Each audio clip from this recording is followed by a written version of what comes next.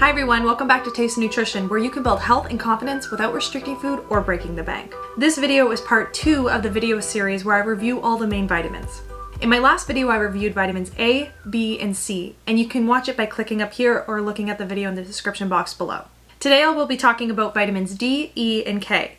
But after today's video, going forward, I'm going to start making my videos a lot shorter. So I'm going to try to aim for about 5 to 8 minute videos, because that way you're able to watch my videos without having to invest so much time into watching the 20-minute videos that I typically make. I find that this will help you gain the nutrition information that you want without having to invest so much time, so I think it's a win-win. So stay tuned for that, and if you haven't subscribed already, be sure to subscribe and hit the notifications so that you get notified as soon as they come out. So let's dive in. The first vitamin we'll be talking about is vitamin D. Vitamin D is probably one of the most popular vitamins that we talk about, and most of us actually know it as being the sunshine vitamin, but it's also known as calciferol. And the reason why we call it the sunshine vitamin is really simple.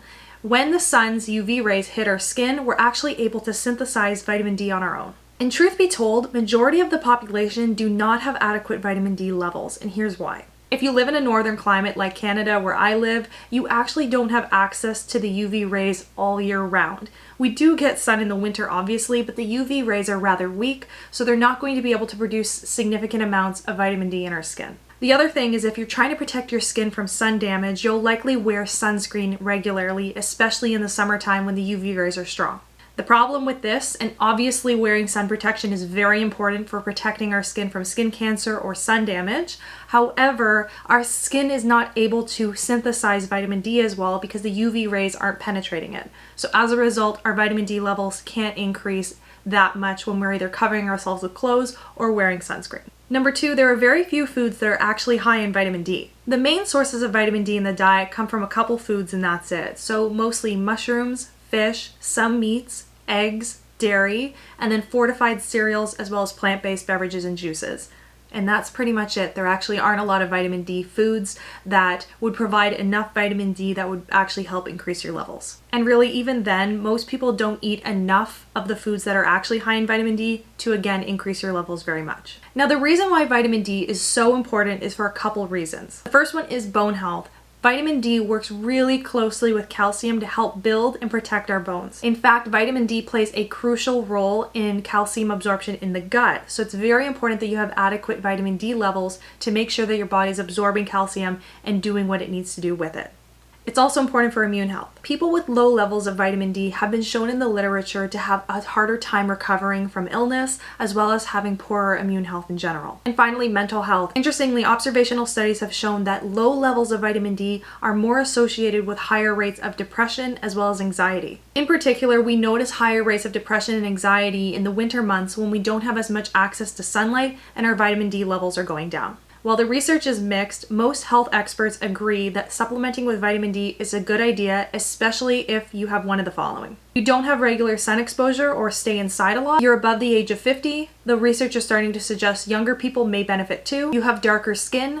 The more melanin we have, the less vitamin D is absorbed from the sun. Breastfed babies should be given vitamin D drops of at least 400 international units or 10 micrograms per day, or you have low vitamin D levels. However, just keep in mind that if you get your vitamin D levels checked, you may have to pay for it, as it's not always covered, even here in Canada. Considering most people have low to moderate levels of vitamin D, it wouldn't be a bad idea to supplement, especially in the winter months. Most supplements provide 400 to 1,000 international units or 10 to 25 micrograms per day, which is adequate for most people. Now, there is research that's starting to come out that says even higher levels would be beneficial, but I wouldn't go and get much more than 1,000 international units until you talk to your doctor or dietitian first.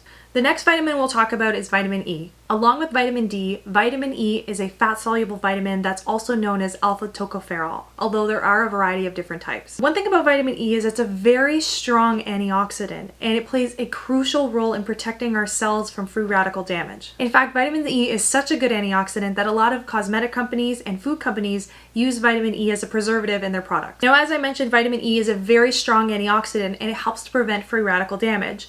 Essentially, what happens in our body is free radicals are produced from a variety of things, and they harm our cells. So antioxidants come in and save the day and essentially destroy these free radicals by stabilizing them, and that helps protect our cells from damage. So by having enough vitamin E in the body, it's able to protect you from the inside. Now, vitamin E is also important for a couple of reasons. Now the first one is heart health. Some observational studies have shown that high vitamin E levels in the body is associated with better heart health and lower risk of heart disease. Now the interesting thing is that vitamin E through supplements has not been shown to decrease your risk of heart disease. So that goes to show that vitamin E through the diet may have a better effect on protecting our bodies than some supplements would. The next one is eye health. Along with vitamins A and E, like I mentioned in the last video, vitamin E plays a crucial role in protecting our eyes from damage. The next one is brain health. So research has shown that getting enough vitamin E through our diet has been linked with better brain health. Now the one reason why this may be is because vitamin E is also found in a lot of foods that are high in healthy fats, and healthy fats are also associated with brain health, so those two together may help boost our brain power even more. And the last one is it replenishes vitamin C. So when vitamin C goes around our body and fights off free radicals and does its job, it essentially becomes weakened. And vitamin E comes in and helps replenish it so that it can work better. So vitamin C and vitamin E are like best friends. They work together, and that's why it's important to get both in your diet. The great thing about vitamin E is you can get it from a lot of food sources in your diet. So you can get it from wheat germ oil, nuts and seeds, as well as their butters, peanut and peanut butter. You can get it from a lot of leafy greens, whole grains, and a variety of other foods. When it comes to vitamin E supplementation, you definitely don't need to take a supplement unless your doctor or dietitian advises you to. Most people can get enough vitamin E in the diet, and because it's a fat-soluble vitamin, it does get stored, so really you don't need to take any type of vitamin E supplement to benefit. However, sometimes people with gut issues such as Crohn's disease, celiac disease, ulcerative colitis, as well as cystic fibrosis or other types of issues where we're not able to absorb vitamin E as well, then taking a vitamin E supplement may be warranted. But unless your doctor or dietitian tell you to, you definitely don't need to bother. The last vitamin we'll talk about is vitamin K. Last but not least, we have vitamin K. And a lot of people mix up potassium and vitamin K, but they are two different things.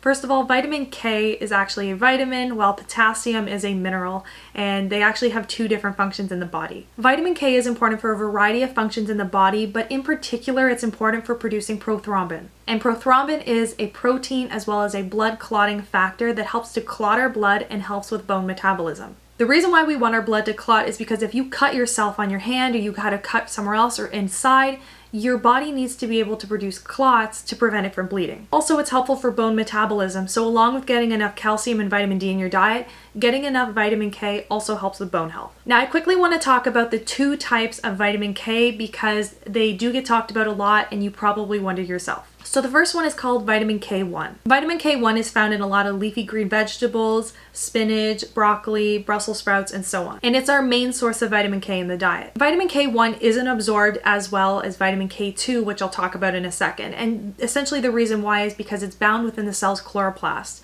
So our body isn't able to extract as much vitamin K1 and absorb it. However, research does show that we do still absorb it in some amounts, so you still will benefit from eating leafy greens and other vitamin K1 rich sources. The next one is vitamin K2, and it's usually microbial source, meaning that it comes from foods that use bacteria for production such as cheese, yogurt, and natto. Natto is simply a fermented soy product popular in Japanese cuisine. It's also found in some animal products, and it's also produced naturally in our gut. Vitamin K2 is better absorbed in the body compared to vitamin K1, and the reason why is because it's usually paired with a fat source and it comes in foods that are higher in fat. And because vitamin K is a fat-soluble vitamin, when it's paired with any type of fat source, we absorb it much better in the body. But research has shown that whether you get vitamin K1 or vitamin K2, both are still absorbed and can benefit your body. As mentioned, you can get vitamin K in both forms in a variety of food products, such as leafy greens such as kale and spinach, cruciferous vegetables such as cabbage, cauliflower, as well as broccoli. You can get it in fermented soy products such as natto, yogurt, cheese, as well as some animal products. Also, as I mentioned, vitamin K can be produced in our gut, and that's because healthy bacteria that live there are able to produce it. And this is one of the reasons why healthcare experts are so excited about the microbiome and healthy bacteria, because it can produce different vitamins, as well as maybe have certain immune promoting properties and other functions we don't even know about yet. When it comes to supplementing with vitamin K, most people don't need to supplement with it, and you can get it through a variety of food sources, so most people have adequate levels. However, as I mentioned, if you have some type of digestive disorder where you're not able to absorb fat-soluble vitamins, then you may benefit, but always talk to your doctor or dietitian first. Also, it's important to note that if you're taking any blood thinning medication, you need to talk to your doctor first before taking a vitamin K supplement. But for most people, you can get enough vitamin K through your diet alone. Okay, so that sums it up for today's video. I hope you enjoyed this series on vitamins. If you took anything away from these videos, I really want to emphasize that food should be your first priority. Food provides a variety of vitamins, minerals, and other nutrients that benefit our health, and they act in a synergistic manner, meaning that they work together to benefit our health better. And unfortunately, supplements don't provide this benefit. So when you're focusing on your health, the best thing you can do is focus on getting your nutrition through food first and then supplement after. There's nothing wrong with supplements, but I wouldn't invest my money in supplements over healthy food unless you absolutely have to. So remember, food first, supplement after. As I mentioned at the beginning of this video, I'm going to work really hard towards making much shorter videos so that you can learn a lot but don't have to invest a lot of time. So if you enjoyed today's video, be sure to give it a thumbs up and subscribe, and I'll see you next time.